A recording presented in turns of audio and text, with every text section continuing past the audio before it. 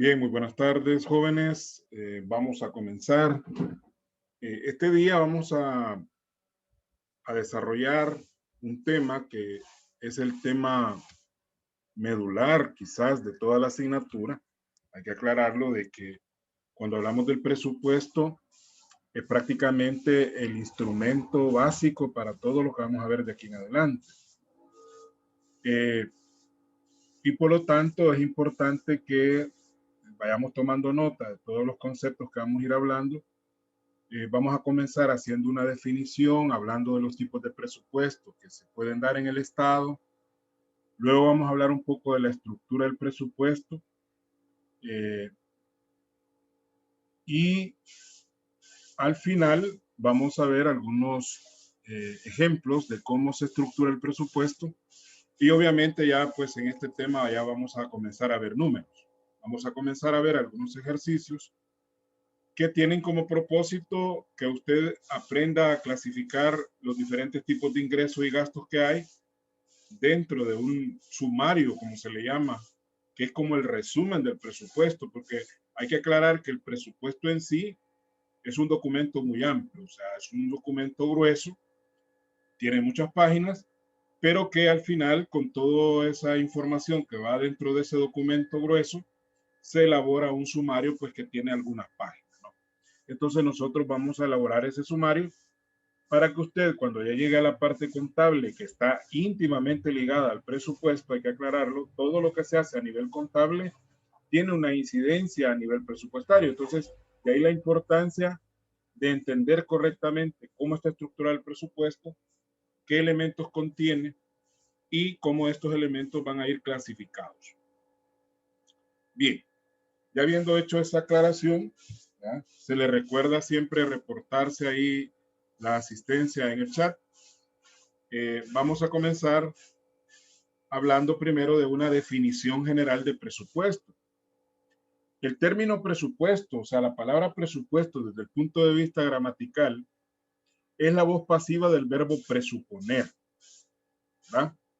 Es decir, que se deriva de ese verbo original que es presuponer y que presuponer significa literalmente significa suponer algo previo a su realización. Eso es presuponer, ¿no? El prefijo pre, que significa antes, y suponer, pues que ya todos sabemos la palabra suponer, perdón. Ahí me trabé. De hecho, si usted usa el verbo presuponer, pues si usted lo conjuga en el presente perfecto que le llamamos, entonces usted va a decir yo he presupuesto. Yo he presupuesto. ¿Qué significa? Que usted supuso antes de tiempo. Esta palabra no mucho se usa en el lenguaje coloquial en ese sentido, ¿no? Nosotros la usamos más en el sentido financiero, que es como lo vamos a definir en este momento. Dice que en el contexto estrictamente financiero, y creo que usted ha oído hablar de presupuesto cuando llegó allá a teoría administrativa o administración 1, como se le hayan dado, usted se recordará que el presupuesto es uno de los temas que se ve dentro del área de la planeación, ¿no? Y por eso decimos acá que el presupuesto es un plan expresado generalmente en términos numéricos y en valores monetarios. Porque hay que aclarar de que los presupuestos, a menos a nivel privado, a veces llevan números que no necesariamente son términos monetarios. Por ejemplo, en el área de producción, nosotros usamos horas hombre, horas máquina, utilizamos kilogramos, utilizamos eh, eh, litros, galones, dependiendo de cuál sea el producto que vamos a fabricar, ¿verdad? Así van a ser esas unidades que no son monetarias, pero sí son numéricas. Pero al final el presupuesto siempre nos tiene que, en la mayoría de los casos, debe contener un aspecto monetario, porque todos esos galones, todas esas horas hombre, todos esos horas máquina, al final se traducen en dinero, porque la empresa va a tener que pagar esas tarifas o esos precios de esos bienes que va a consumir o servicios en su caso. Entonces, al final todo viene a traducirse a dinero. que sirve para establecer de manera anticipada, obviamente es un plan, por lo tanto es de manera anticipada, el nivel de actividad económica de una entidad privada o pública para un determinado periodo. Es decir, prever cuál es el nivel de actividad económica. En el caso de una empresa, el nivel de actividad económica, pues normalmente lo determina la producción y posterior venta de los productos que se van a fabricar. En el caso del Estado es un poco diferente, pero al final viene siendo lo mismo. Hay un nivel de actividad económica y todo lo que vamos a presupuestar está en función de ese nivel de actividad económica que nosotros esperamos que la entidad tenga en ese periodo determinado, que normalmente va a ser un periodo de un año, ¿no? Por eso dice ahí, generalmente un año. Eso en cuanto a la definición general de presupuesto, se deriva de la palabra presuponer, de hecho es la voz pasiva, o el participio, como le llamamos también, y del verbo presuponer, pero que nosotros ya en el contexto financiero lo vamos a definir de otra manera, ¿no? Ahí está la definición. Ahora bien, vamos a la parte ya estrictamente gubernamental. ¿Cómo vamos a definir el presupuesto desde la perspectiva de la contabilidad gubernamental? Entonces, dice que desde el punto de vista gubernamental, el presupuesto es una herramienta legal. Eso es bien importante que lo consideremos, porque ese aspecto de legalidad es lo que hace diferente el presupuesto gubernamental del presupuesto privado. En el presupuesto privado, no es una herramienta legal, más bien es una herramienta de tipo administrativo. No lleva un componente legal. En el caso del presupuesto gubernamental, debe y es, de acuerdo a la Constitución, una herramienta de tipo legal. Quiere decir que el presupuesto que maneja el Estado no se aprueba así porque alguien quiso, sino que debe pasar por un proceso como cualquier otra ley de la República. Debe ser formulado por el Ejecutivo. Normalmente el Ejecutivo es quien lo formula, casi todos sus componentes. Se envía a la Asamblea lo aprueba y luego el Ejecutivo lo sanciona, ¿no? Y ya cuando ha pasado por todo ese proceso, ya el presupuesto puede ser aplicado porque en sí es una ley, ¿no? Es la ley general del presupuesto. Ahora bien, aparte de ser una herramienta de planificación, el presupuesto también es una herramienta de control. Eso es bien importante entenderlo, porque el presupuesto nos ayuda a planificar, correcto, hasta ahí está bien.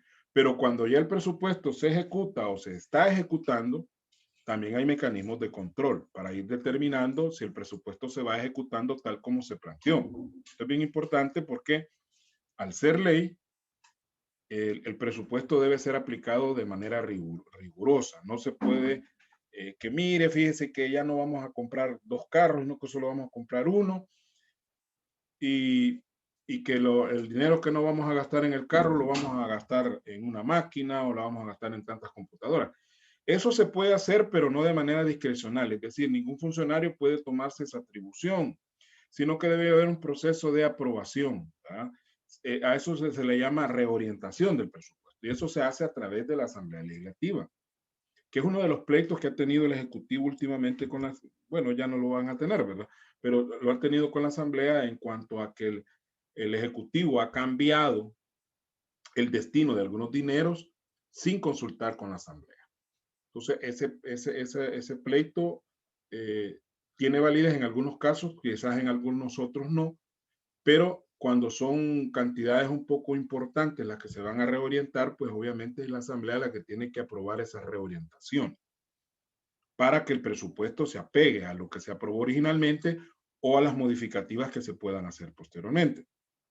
Ahora bien, ¿para qué se utiliza el presupuesto? El Estado lo utiliza para poder establecer el financiamiento de la actividad estatal en todos sus ámbitos, es decir, los gastos que el Estado va a hacer en educación, salud, seguridad pública, fomento a la inversión, cualquier otra área, de todas las tantas áreas que el Estado maneja, necesitan recursos, ¿verdad? Hay que pagar empleados, hay que comprar insumos, hay que pagar alquileres, hay que comprar vehículos, todo eso son gastos que el Estado va a hacer. Entonces, a través del presupuesto, nosotros vamos a determinar cuántas cantidades de dinero vamos a necesitar para cada uno de esos rubros, y eso se le llama gasto.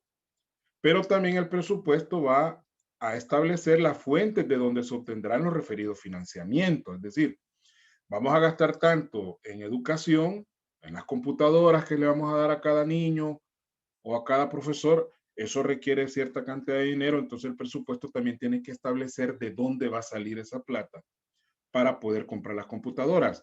Esos son los ingresos. Por eso es que los dos componentes básicos del presupuesto gubernamental son los ingresos y los gastos.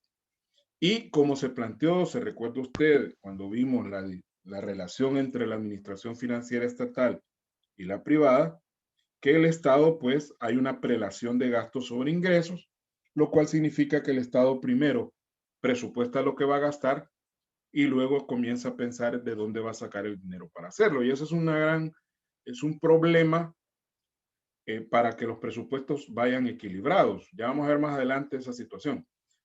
¿Por qué? Porque el gasto prevalece sobre el ingreso. Entonces el Estado primero piensa en lo que va a gastar y luego en lo que va a recibir, y no al revés como lo hace la empresa privada. La empresa privada primero proyecta ingresos y cuando ya están los ingresos proyectados, con base en esos ingresos proyecta gastos. Al revés, ¿no? Pero el Estado por su misma naturaleza lo tiene que hacer de esa manera, porque el Estado tiene una función de satisfacer necesidades públicas, es decir, necesidades de las personas. Darle salud al que no puede pagar una consulta privada, pues iba a ir a un hospital o va a ir al Fosalud, pues financiar ese tipo de actividades para esas personas que no pueden pagarlo. O la educación pública. Todas aquellas personas que no tienen para pagar un colegio, obviamente van a una escuela pública porque se supone que ahí todo es gratis. Entonces, esa función social del Estado es la que le impide pensar primero en ingresos y luego en gastos. Ahora bien, hay tres tipos de presupuesto, al menos en nuestro país, y de acuerdo a nuestra constitución, son tres tipos de presupuestos. Presupuestos ordinarios, presupuestos extraordinarios y los llamados presupuestos especiales. Ordinarios, extraordinarios y especiales. Esos son los tres tipos de presupuestos que tiene el Estado salvadoreño. Veamos el presupuesto ordinario. En realidad es uno solo, ¿verdad? No son varios, es uno solo. Es el presupuesto normal, ¿verdad?, que se aprueba todos los años y que servirá de base para el funcionamiento de todas las dependencias del Estado, tanto del órgano ejecutivo, legislativo o judicial. Ahí van los tres órganos incluidos en este presupuesto ordinario, que es el presupuesto normal, el presupuesto anual, que como cualquier empresa puede hacer un presupuesto para el año y que tiene que ver más con el funcionamiento normal de todas las dependencias del Estado, aunque incluye cierta parte de inversión, como el caso de obras públicas, donde también ahí se pueden proyectar construcciones de carreteras, puentes y otras obras públicas, pero que en todo caso cubran un año, ¿no? Es un presupuesto anual.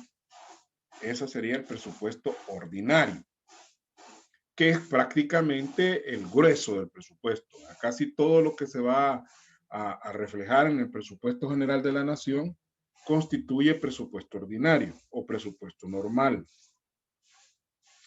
Luego, vamos a presupuesto extraordinario. Este presupuesto extraordinario se aprueba en dos situaciones muy específicas. Hay dos situaciones donde se genera un presupuesto extraordinario. La primera es eventos no previstos en el presupuesto ordinario y que requieren fondos adicionales, como por ejemplo la actual pandemia. La pandemia del COVID-19 generó una necesidad de recursos que probablemente en el presupuesto 2020 no se habían incluido, porque como todavía no habíamos entrado en ese proceso de emergencia, entonces, si bien es cierto, había un presupuesto de salud aprobado, pero ese presupuesto era para funcionamiento normal, ¿verdad?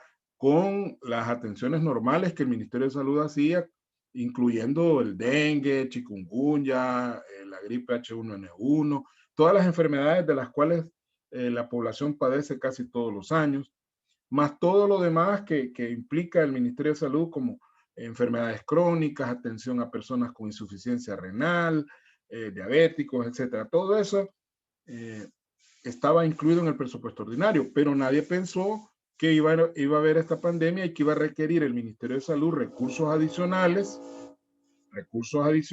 para poder hacerle frente a la pandemia. Entonces, se generó un presupuesto extraordinario de casi 2.000 millones de dólares para hacerle frente a la pandemia. Entonces, ese es un presupuesto extraordinario. Lo mismo ocurriría si se diera un terremoto, cuando hay inundaciones, etcétera. Eventos que no están previstos en el presupuesto ordinario se van a financiar con presupuesto extraordinario. Pero hay otra situación que implica la aprobación de un presupuesto extraordinario. Y es cuando existen proyectos cuya ejecución excede un periodo fiscal y por lo tanto requieren financiamiento procedente de más de un año. Por ejemplo, se va a construir una carretera y esa carretera pues es relativamente muy larga, digamos que son 100 kilómetros de carretera. Entonces, eso no se va a hacer en un año, eso se va a hacer en 2, 3, 4, 5 años, los que sean necesarios. Y por lo tanto, se debe crear un presupuesto extraordinario para esta obra, el cual va a ser financiado por parte, es decir, no se va a financiar de un solo a menos que haya un préstamo. Si hay un préstamo para esa obra, obviamente se va a financiar de una sola vez. Pero si no hay un préstamo específico, obviamente va a haber parte del presupuesto ordinario de cada año que se va a servir para ir financiando este proyecto. Entonces, pero para la obra en sí se debe crear un presupuesto extraordinario porque sobrepasa un periodo fiscal. Y al sobrepasar un año, que es un periodo fiscal, requiere que se proyecte un presupuesto extraordinario, aunque al final pueda ser financiado a través de los presupuestos ordinarios de cada año, ¿no? Pero el presupuesto de este proyecto va a ser extraordinario.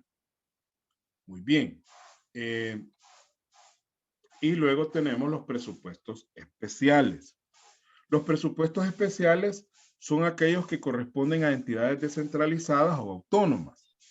Estas se le llaman así porque estas entidades elaboran sus presupuestos con base en sus propios ingresos. Como no dependen directamente del Estado para su funcionamiento, sino que tienen ingresos propios, aunque esto no significa que eventualmente no puedan recibir financiamiento del Estado, pueden recibir algún tipo de subvención, pero lo básico, lo grueso de lo que ellos requieren para funcionar es generado de manera autónoma, es decir, ellos generan sus propios ingresos. Ejemplos de este tipo de presupuestos son, por ejemplo, el de CEL, que es la Comisión Ejecutiva Hidroeléctrica del Río Lempa, que es una institución autónoma y que obtiene sus ingresos de la venta de energía eléctrica, ¿verdad? Ellos generan energía y se la venden a las distribuidoras, llámese CEL, Deusen, Del Sur, etcétera, todas las compañías que hay de distribución eléctrica.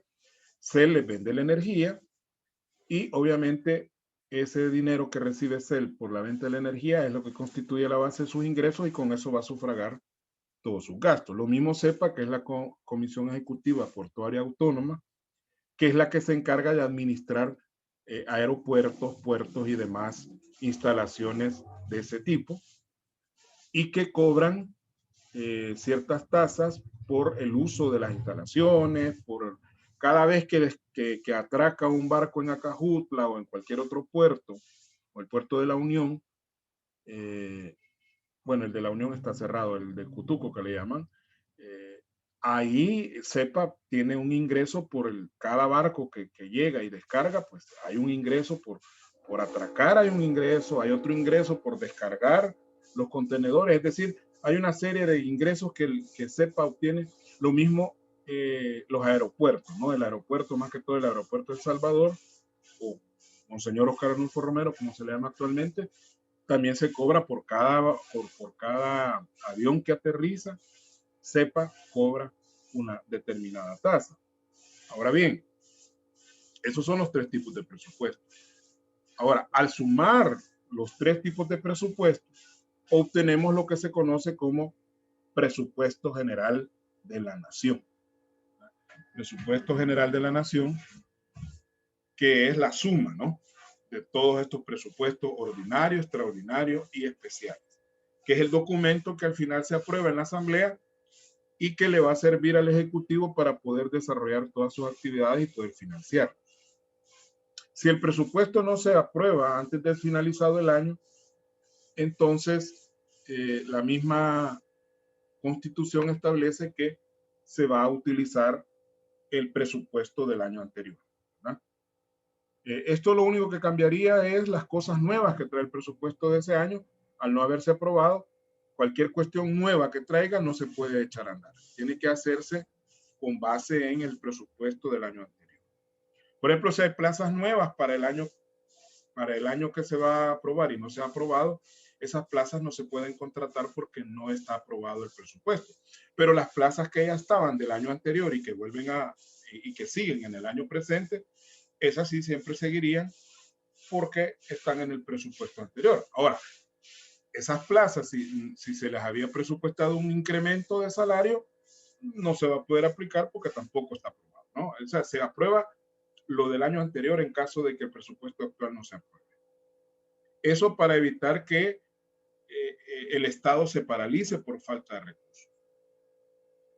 Luego, vamos a hablar ahora de la estructura del presupuesto. El presupuesto tiene una estructura que la vamos a ver en este momento y que es bien importante que nosotros entendamos esta estructura y que la vamos a ir desglosando poco a poco hasta que lleguemos a cómo está compuesto ya a nivel de detalle ese presupuesto. Veamos. Básicamente el presupuesto tiene dos componentes, ingresos y gastos. Y lo que hacemos en el presupuesto sencillamente es restarle a los ingresos, restarle los gastos, ¿verdad? Ingresos menos gastos. Eso es lo que vamos a hacer dentro del presupuesto. Ahora bien, se pueden dar tres situaciones en el presupuesto. Una situación que quizás es la menos probable es que los ingresos sean iguales a los gastos, que debería ser el ideal de cualquier administración pública, tener un presupuesto equilibrado en el cual los ingresos proyectados sean equivalentes a los gastos. Esto sería lo ideal. En ese caso, tendríamos un equilibrio fiscal porque el Estado gastaría exactamente lo que ha recibido. 1.000 millones de ingresos contra 1.000 millones de gastos. Eso es excelente en materia presupuestaria gubernamental porque ni sobra ni falta. ¿Qué es lo ideal? Que el Estado gaste exactamente lo que va a percibir cada año. Aquí no podemos hablar de que, bueno, que sobre. Ya vamos a hablar de la otra situación. Pero lo ideal es que esto pasara, ¿no? Pero esto es lo menos probable. Casi nunca se da. El presupuesto casi nunca está equilibrado. Y en nuestro país, pues con mucha mayor razón, no se da esta situación. Veamos la segunda situación. Que los ingresos sean mayores a los gastos. Es decir, el Estado percibe más ingresos que lo que va a gastar. En este caso, hay un superávit fiscal. El superávit fiscal significa que como el Estado ha gastado menos de lo que ha recibido, ese superávit se traduce en un ahorro. Un ahorro que probablemente pueda servir para periodos futuros, ¿no? Pero si ese superávit es muy alto y vamos año con año generando superávit, pues a la larga es un problema porque ese dinero ahí está tirado y no se le está dando el uso apropiado. En ese caso, pues algunos economistas hasta proponen que en estados donde se dan superávit fiscales, el Estado debería reducir impuestos, por ejemplo, ¿verdad? Para aliviar un poco la carga de los contribuyentes, dado que les sobra dinero. Y eso aparte de que se utiliza, o sea, se evita el tener dinero ocioso, pues genera una dinamización de la economía porque los empresarios al no pagar esos impuestos, pues pueden invertir en sus propias empresas. Y así se evita que el dinero esté tirado sin producir. Pero eso ya es una connotación macroeconómica que en nuestro país no aplica porque nunca, creo yo, o tal vez en épocas allá del siglo XIX, probablemente El Salvador tuvo superávit fiscales, pero nuestro país no es de superávit fiscales. De hecho, esta situación nunca se ha dado, al menos en la época reciente. Y hay países que sí han tenido este tipo de situaciones. Sí, por ejemplo, Japón. Japón durante algunos años mantuvo un superávit fiscal muy alto. Es decir, dado que es un país desarrollado, obviamente, con mucha productividad y eso genera que las personas contribuyan más con mucha disciplina fiscal, donde los contribuyentes pagan sus impuestos a tiempo, ¿verdad? Hay una responsabilidad fiscal de las personas, se generaron muchos superávit fiscal, pero son países desarrollados. Los países subdesarrollados, como el nuestro, difícilmente pueden tener estos escenarios. Es bien difícil. Vamos a la tercera situación, que es ingresos menores a gastos, que es lo que pasa en El Salvador y en la mayoría de países latinoamericanos. Todos los países latinoamericanos están en esta situación. Ahora, como decía un economista, de déficit a déficit, ¿no? No es lo mismo tener un déficit limitado a tener un déficit muy alto. La verdad es que los déficits entre países se comparan en función del Producto Interno Bruto, no se comparan de manera absoluta. Es decir, si Argentina tiene un déficit fiscal de $1.000 millones y El Salvador tiene un déficit fiscal de $500 millones, no quiere decir que El Salvador está mejor que Argentina, ¿no? Habría que comparar el déficit con el Producto Interno Bruto de Argentina y sacar un porcentaje. Y lo mismo sacar el déficit de El Salvador con respecto al Producto Interno Bruto y ahí sacar otro porcentaje. Y entonces ya en términos porcentuales sí podemos comparar. Entonces, digamos, estos valores hipotéticos no es así, o sea, yo estoy inventando.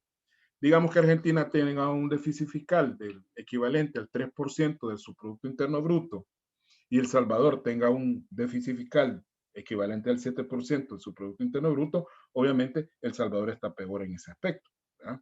Pero ya en forma porcentual. Ahora, ¿cuándo se da el déficit fiscal? El déficit fiscal se da cuando los ingresos, dice, son menores a los gastos. Y uno de los grandes problemas que El Salvador ha enfrentado durante décadas y que nadie ha logrado resolver no es eliminar el déficit fiscal, porque el déficit fiscal difícilmente se puede eliminar, pero sí reducirlo lo más que se pueda. Ahora, si nosotros aplicamos la lógica, jóvenes, una lógica muy simple, las únicas dos maneras, o tres, digamos, para poder reducir un déficit fiscal es, por un lado, aumentar los ingresos. Esa es una opción. Si usted aumenta los ingresos manteniendo limitados sus gastos, usted puede reducir su déficit. Esa es una opción. Segunda opción, reducir los gastos, aunque mantenga sus mismos ingresos. Reduce sus gastos, manteniendo su nivel de ingreso, usted reduce su déficit fiscal. O una combinación de ambas medidas, ¿verdad? Aumentar ingresos y bajar gastos al mismo tiempo. Ahora, no es tan fácil como decirlo. Ya en términos prácticos, resulta bien difícil tomar decisiones. ¿Por qué digo esto? Porque si queremos aumentar los ingresos, para aumentar los ingresos hay varias formas, ¿verdad? Entre las más comunes están, la más sencilla, en términos de no complicarse la vida, es aumentar los impuestos, por ejemplo. Voy a aumentar los impuestos, ¿qué es lo que va a pasar en El Salvador? ¿Verdad? Eso va a pasar. Nosotros creamos que no. Los impuestos van a subir y sobre todo el IVA. Vamos a llegar a un 15 o a un 17%. Tal vez no lo hagan en un año, sino en varios años. Así va a ir aumentando gradualmente. El problema del aumento de los impuestos, por un lado, es que son medidas impopulares. Entonces, políticamente a un gobierno no le conviene hacerlo porque pierde puntos con la gente, ¿verdad? O sea, es lo que se le llama costo político. El costo político es, bueno, tomé esta medida que es necesario hacerla, pero a raíz de tomar esa medida, la gente se enojó, ¿no? Y yo pierdo votantes. Y por el otro lado, los impuestos pueden tener un efecto negativo en la productividad de un país.